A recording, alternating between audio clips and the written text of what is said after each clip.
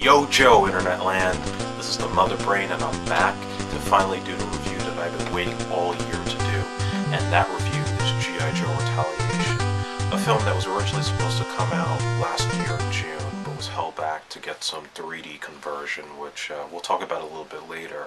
But this is the second film in the G.I. Joe movie franchise that began with 2009's G.I. Joe: The Rise of Cobra.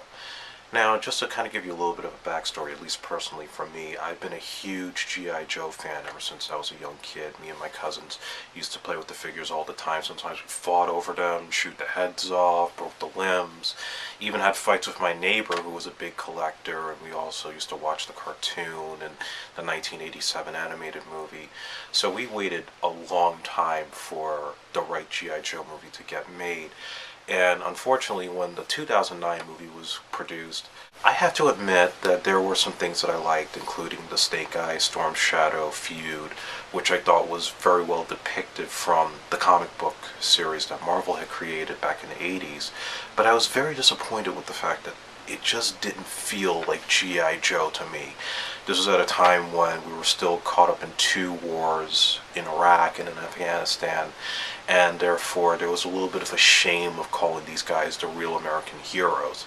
Therefore you had these Joes wearing black suits and ripping the script off the pages of the X-Men script and replacing all the characters with the G.I. Joe characters. And then of course just the terrible direction of Stephen Sommers, best known for The Mummy, who went with this very CG, very cartoonish driven film that for some people was very fun to watch, but for the fans it was not satisfying enough to be considered a true film adaptation of G.I. Joe. When Paramount decided to do the sequel, they decided to basically overhaul everything to try to appeal to the fans while still appealing to the people who enjoyed that first film.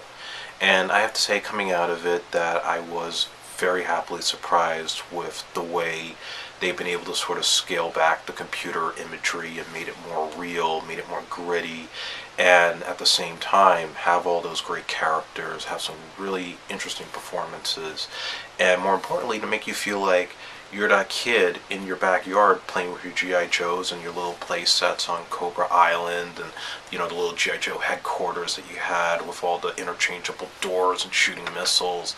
So G.I. Joe Retaliation takes place a couple of years after the first film, and mind you, this is also not just a sequel but also a reboot.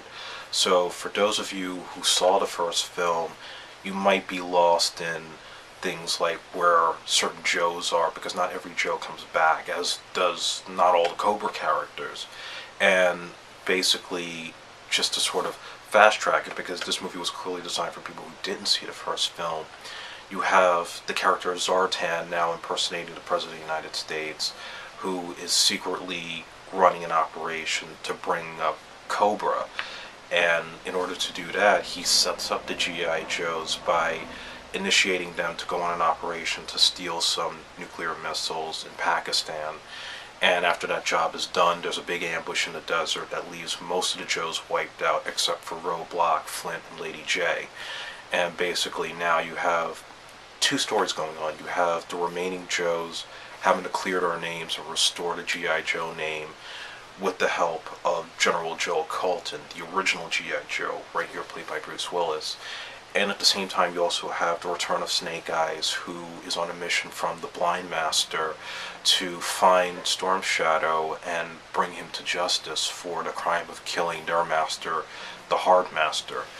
And that also leads to the two stories ultimately clashing with each other and bringing up one hell of a bang-up end. They really did do some justice in combining all the mythologies of G.I. Joe into one, not just the original movie, but you're talking about the comic book, you're talking about the Resolute storyline in the current comic book series, as well as bringing in Joe Colton to bring homage to the original G.I. Joe dolls from the 1960s. Finally, the Joes and Cobra being truly depicted the way we've always imagined them to be. Gone are those black leather suits that the Joes wore in the first movie. Now they're wearing army fatigues, as we all remember. and Snake Eyes looks like Snake Eyes. He's not a guy in a Halloween costume with a mouthpiece, because that made no sense, because he's never supposed to talk. And the Cobras look like Cobra. Cobra Commander looks dead on like that Cobra Commander toy with the metal faceplate. The Rock clearly shows that he deserves to be the leading man in Hollywood when it comes to action movies today. Dwayne Johnson, Rock, whatever you want to call him, he really owns the role of Roadblock. He stays true to who that character was in the toy line, in the comic books. He does the rhymes, he's big into being a cook, and they've enhanced his character into more of a leading man presence, unlike the previous incarnations of the character. They give him some daughters, they make him go from being kind of like a soldier in the background to ultimately having to become a true leader to hold the Joes together in such a time of crisis. And he really does save this franchise from that abomination of the first film, which had very little star power except for Dennis Quaid, who played General Hawk in the first movie. Then there's the controversial Channing Tatum, reprising his role as Duke from the original film. I've been very much a critic of Channing Tatum as an actor, and always being kind of frustrated in this idea of why is this guy with these good looks and big body build have to be like all of a sudden the hottest star when he can't act, in my opinion. And when I saw Rise of Cobra, I just cringed at some terrible dialogue he was given, not to mention that terrible storyline with him and the Baroness, which made no sense whatsoever. But in this film, I'm not going to lie, for the screen time that he has, and we're not going to spoil what happens to him, but it might be obvious if you've seen the trailer, he's actually quite good.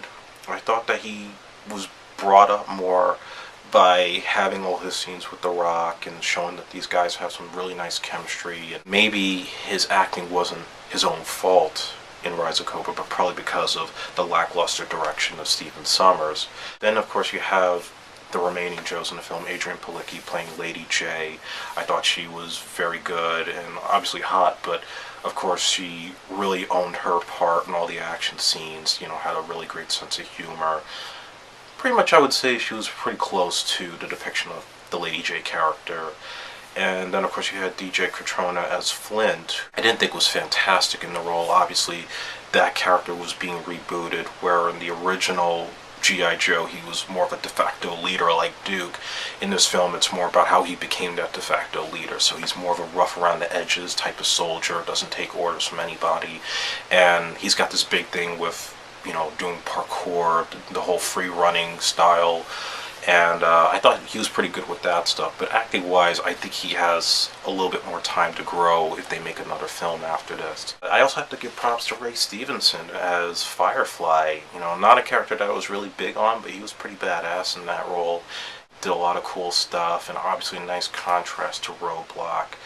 Both guys who love their action and their explosions, but obviously one who's more of the chaotic type and another guy who, loves that stuff but has his own sense of honor and duty. We have to talk about Bruce Willis playing General Joe Colton in the film.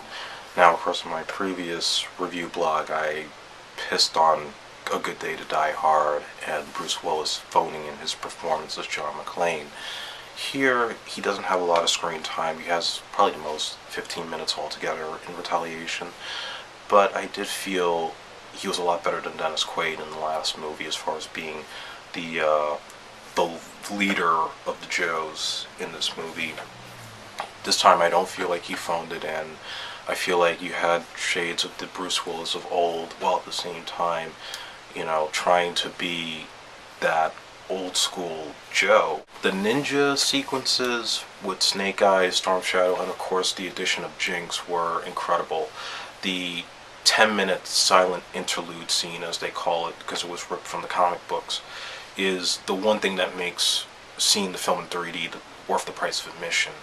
To watch all those ninjas off of that mountaintop, hanging off all these bungee cords and slashing the hell out of each other and chasing each other on those cords, it's just unbelievable to see. I think that's the one area where the 3D paid off, and it's a scene with no dialogue.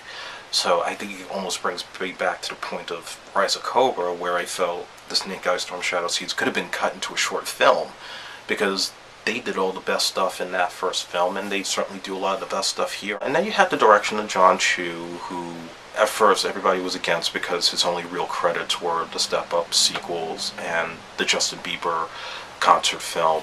But fortunately, he is a big improvement over Stephen Sommers. Like I said, he makes the action more real. You could tell he's a fan because he stayed true to the comic book material and brought back everything that we remembered about Joe growing up, and not overlooking any small details when it comes to the characters and, of course, you know, the relationships with the characters. I think he stayed true to what G.I. Joe's supposed to be all about. The biggest issue that I would have with Retaliation was the pacing. It was pretty much no different in terms of running time from the first movie, but I did feel like there were just scenes that went by too quick. There really wasn't enough time to develop the characters properly. It was just all about trying to get to the next action scene every 5 seconds. Not in a Mortal Kombat Annihilation way, but when you're trying to have two narratives, the Joes on the run and Snake Eyes hunt for Storm Shadow, it can kind of get a little muddled and confusing, and I did feel at times that it was poorly edited in that sense. I'm going to give G.I. Joe Retaliation 3 stars. I don't think it's a fantastic movie. I wasn't blown away by it. I will say it was a promising reboot / sequel for that abysmal first film, and shows that with all the little setups and the depictions of the characters now, that there is definitely a good way to now put the third movie in the proper direction to get the next G.I. Joe movie to feel even more true to the material and have all those characters we remember and done right. So until next time, this is the Mother Brain, and you can follow us on Coast Blog, and you can also follow me on Twitter, where I will continue to post links to all my upcoming blogs and video blogs as well. So I will see you soon, Internet Land, and once again, Yo Joe.